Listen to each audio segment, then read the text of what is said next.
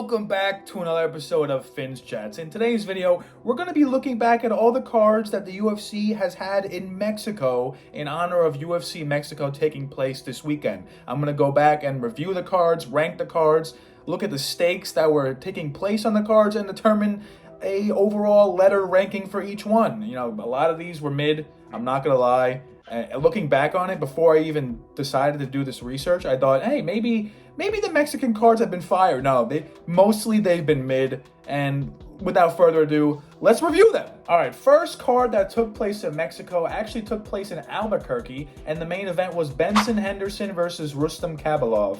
Now, this main event had little to no stakes. The winner ended up fighting RDA, who ended up fighting Anthony Pettis for the title. So I guess in theory, you could say this was a shot to get a number one contender shot, but terrible. It's just, Benson Henderson, 4th round finish, but overall not good. And then if you look at the stats of the card overall, there was 5 finishes and a doctor stoppage, and there wasn't a single first round finish. So yeah, there were some finishes, and yeah, there's some good names in this card like Diego Sanchez, John Dodson, RDA, Sergio Pettis, but overall, this card was kind of mid.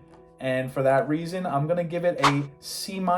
Next card we're going to be looking at is Mark Hunt versus Fabricio Verdum. So this was the first card that actually took place in Mexico City, which is where the card this weekend is taking place as well. And honestly, this was a banger card. We had Fabricio Verdum taking on Mark Hunt in the main event for the heavyweight strap. It was actually the interim heavyweight strap. And on the main card, there was a finish in every fight in the first round, except the main event, which there was a finish in the second round, a flying knee finish, which was absolutely crazy. And if you just look at this card, my goodness, the name value, there were 7 finishes total, and there was also a doctor stoppage. Only 3 fights saw the scorecards, and we had Yair Rodriguez, Kelvin Gastelum, Ricardo Lamas, Hector Urbina, why not? Jake Ellenberger's on there. Jessica I, Gabriel Benitez. I mean, this is a stacked card, top to bottom. I can see why the UFC stacked it so much.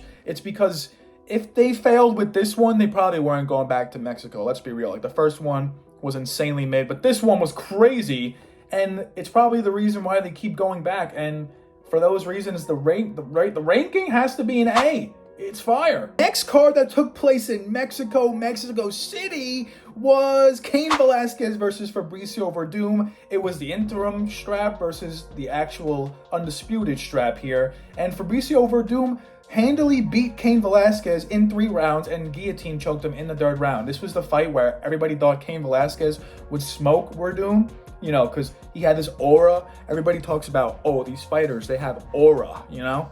Cain Velasquez had aura, except in this fight, his cardio, which is what he was known for, just completely depleted itself. And that's when the memes about elevation and cardio started coming. It's because of this main event fight right here. And if you look at the whole card, not that bad overall. There were 11 fights, and there were 3 finishes, and 2 of them were on the main card. And there was also a corner stoppage, which, I mean, if you want to call that a finish, call that a finish. But the name value is crazy. Eddie Alvarez versus Gilbert Melendez, Kelvin Gastelum, Nate Marquardt, Yair Rodriguez is back, Tisha Torres, Angela Hill, Cejudo is just lurking on the prelims, because why not? And then we also have Clay Collard in the early prelims, which is kind of funny because he's currently going to be fighting for a belt this Saturday as well. I mean, it was a pretty good card. They tried to bounce back from UFC 180, and I don't think they did a bad job. And for those reasons, the ranking's getting a B+ here. Now, the UFC wouldn't go back to Mexico for, I would say, I don't know, a couple of years. And when they did, it was pretty terrible. They went to Monterrey, Mexico this time, not Mexico City. And the main event was Kelvin Gastelum versus Neil Magny. And somehow Neil Magny won. And oh, who would have guessed it? By a split decision. If you look at the whole card, 13 fights, 4 stoppages, and no stoppages happened on the main card itself. That's not good for a card. And then if you look at the name value, it's kind of mid. Diego Sanchez is there, but he got dusted, 30-27 on all scorecards. Then we got Cejudo. I mean, at this time, Cejudo was seen as mid, you know? Like, he was still a high-class wrestler, but it wasn't really until he fought Mighty Mouse that people started to actually think he was good. And we also have Andre Fili. Why not get a KO head kick in the first round? I mean, by all means, sir, that was probably the highlight of the entire card. If that's the highlight of the card, this is mid. This is getting a D. Okay, so you would think that after such a mid card, the next time UFC would go to Mexico, they would have a good card? No, you would actually be wrong. The next time they went to Mexico was with a main event of Tony Ferguson versus Rafael dos Santos. Now, the main event is not the problem here. The main event was fire, you know? I mean, Tony Ferguson had a war with RDA. He won by a unanimous decision. But if you look at the rest of the card, it's just supremely mid. There was 13 fights, and there were 5 finishes. There was 2 finishes on the main card, and it just... the name value is not even there. We got Diego Sanchez again. He actually got a win. Charles Oliveira is here, and he actually got guillotine choked, which is crazy. Well, what is Claudio Puelles doing here? He got knocked out. I'm pretty sure that was the tough finale, and he got dusted, which is funny because he's also fighting this weekend. Beneil Dariush, what are you doing there with a unanimous decision victory? Alexa Grasso, you've been in the UFC for that long? That's crazy. And Douglas Silva de Andrade and Max Griffin and Joe Soto, I mean, why not just throw him on a Mexican card? And then if Smiling Sam Alvey gets a unanimous decision win on a card you create, you just know that card is going to be mid. And for all those reasons, it's getting a B-. I don't think it's like too mid. Like, Tony Ferguson's on the card, so I couldn't really give it below a B-. It's just simply because Ferguson RDA is a good matchup. I mean, with the previous one, we had Neil Magny, Kelvin Gastelum. Yikes. But this one, I could let it slide. Give me a B-. Now, the next time the UFC would go to Mexico, it would be with Brandon Moreno, which is funny because he's also headlining this weekend. But this time, Brandon Moreno is fighting Sergio Pettis, and it was a number 1 contender slot, kind of.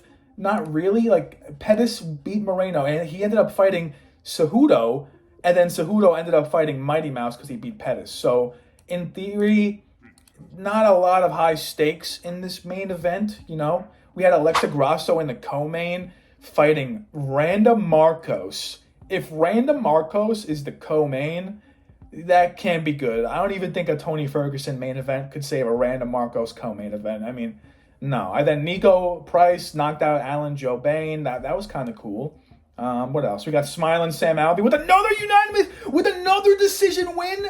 Oh my! This guy is just sneaking decisions in Mexico like it's his day job. Good Lord! Congratulations, Sam Alvey. Jack Hermansson's on the prelims. That's kind of funny. Ronnie Yaya just lurking down there as well. And who else? No one else. Who's Andre Sukma? Who even is that? Who honestly is that? The card is mid.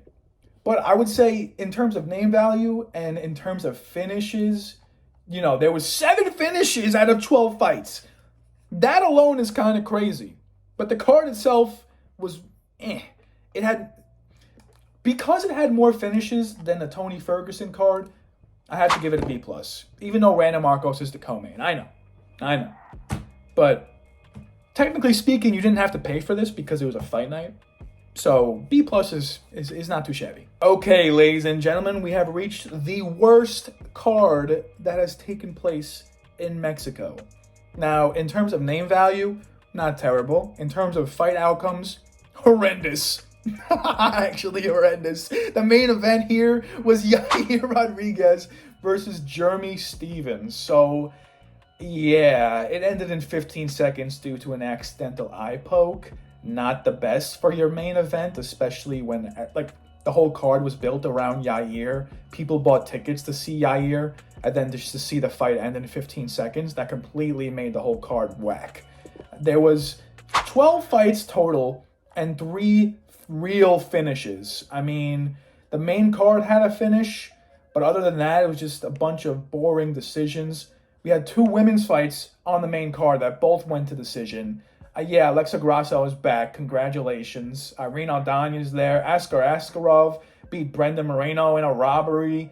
Like, the Mexicans were not feeling it this night. Oh, and then, hey, look, here's Claudio Puelles again. What's up, man? And Sergio Pettis. Hey, they might save the... No. No, they didn't save the card. They did not save the card. Nor not even Paul Craig could save this card. This got a D-. Good lord. Claudio Puelles with a 30-25 unanimous decision. This is a D-. And finally, that brings us to the last card that the UFC had in Mexico. Now, this one did not take place in Mexico City. So this one took place in Rio Rancho. So I don't know if you want to slice it in half, which cards took place in Mexico City, which Albuquerque, Rio Rancho. But just so you know, this is Rio Rancho. And this card was kind of mid as well. Not the worst, not the best. The main event was Jan Blachowicz versus Corey Anderson. Now, this fight actually had a lot of high stakes because the winner ended up fighting Dominic Reyes for the vacant light heavyweight strap. If John Jones never decided to vacate the strap, I could have so seen the winner of this fighting John Jones. For that, you already have to say this is a good card because high stakes. High stakes means good card. There was 13 fights total with 4 finishes. And there was also 2 DQs on the main card. And both of them were illegal knees. That's crazy. And Diego Sanchez actually got a W in Mexico, although he was getting crushed and snuck away with a DQ victory. I mean, the name value is not really there. We got D-Rod, Tim Means, John Dodson, Nathaniel Wood, which is kind of crazy. I didn't know he was in the UFC for that long. Jim Miller lurking down there in the prelims. Devin Clark. Marab, hey, what's up, kid? And then Ryan Pavia, Sean O'Malley's son, got a KO win. That's kind of cool. But the main event was sick. Jan Blachowicz just utterly starching Anderson with that crazy punch. That was nuts. And for those reasons, all combined, you got to give this card a B. Thank you for tuning in to another episode of Finn's Chats. The fact that you got this far, you are just you're just a trooper. Make sure you like and subscribe onto this video. Make sure you follow me on the gram. I post my pics there. Make sure you follow me on Twitter. I post a bunch of nonsense, but I also post pre-fight analysis as the fight is going on there. Everything's in the bio of this YouTube video. And with that being said, make sure you have a great day. You savage.